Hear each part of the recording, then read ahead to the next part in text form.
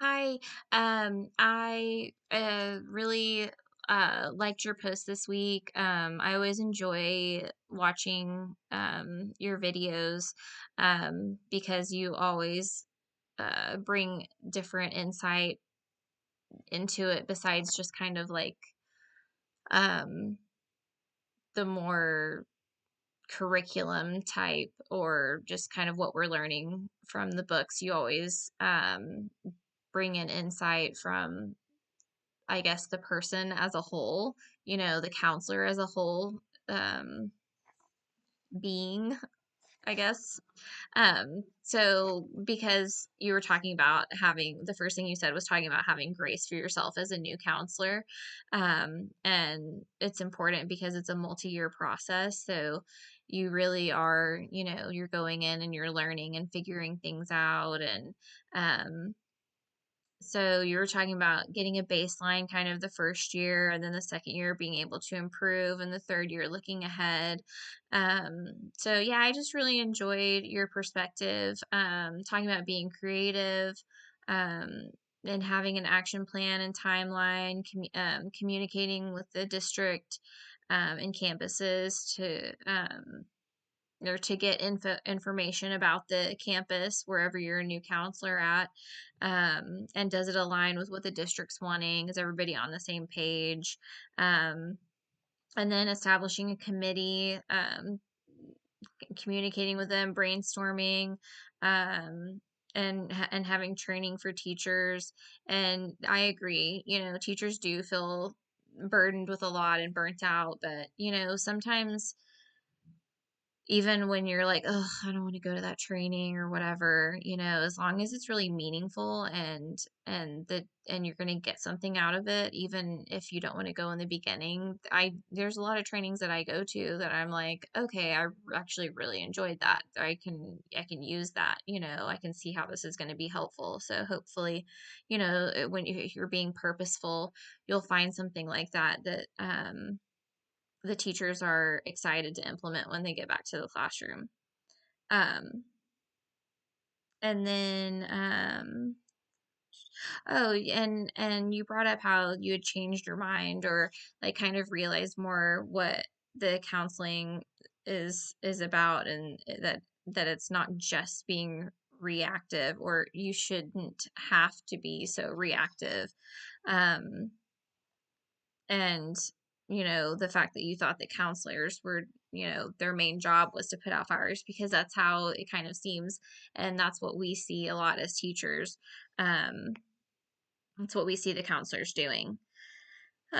So resources that we're missing, I love that you like your campus so much, and that you have really good administration and leadership there. Um, so sometimes things are working really well, and there's not, there's always something, but it's great that you're not really missing a lot. Um, and you're talking about, maybe your campus could interact with the district more. And I think it goes both ways, because you're talking about, maybe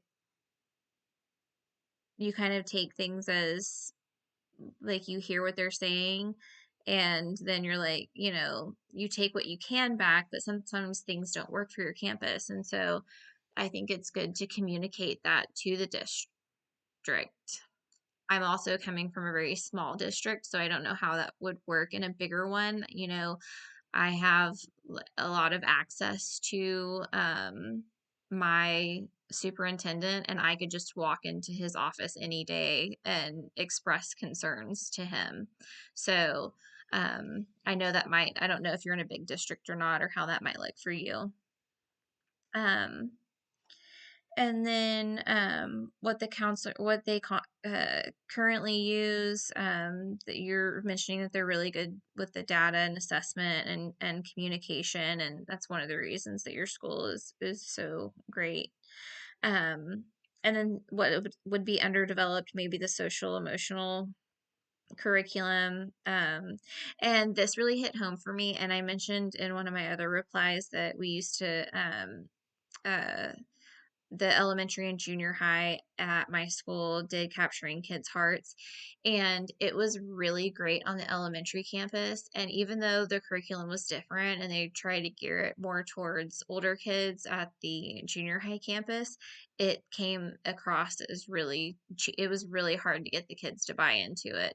Making social contracts is great for the younger kids, but once they're in eighth grade and they've done a social contract for every single class at the beginning of the year from the time they were in pre-K to eighth grade, which is how it was for a lot of those kids, they just weren't into it anymore. And they were doing it for every, when you're by the time you're in junior high, you don't just have your homeroom class like or one or two classes. You've got eight classes and they've done this eight times, throughout the day and they don't care. And it's more of an annoyance to them. And then the daily lesson or I think we did do it once a day during like it was kind of like a study, like a flex period. Um, they just weren't into it, and it was more trying to force this on them, and so it was not good for the teachers either. So I think, yeah, that's an important thing, trying to figure out how to create that buy-in for the older kids and make it more meaningful for them. Um, yeah, I really liked your post this week, and I hope you have a good rest of your week. Bye.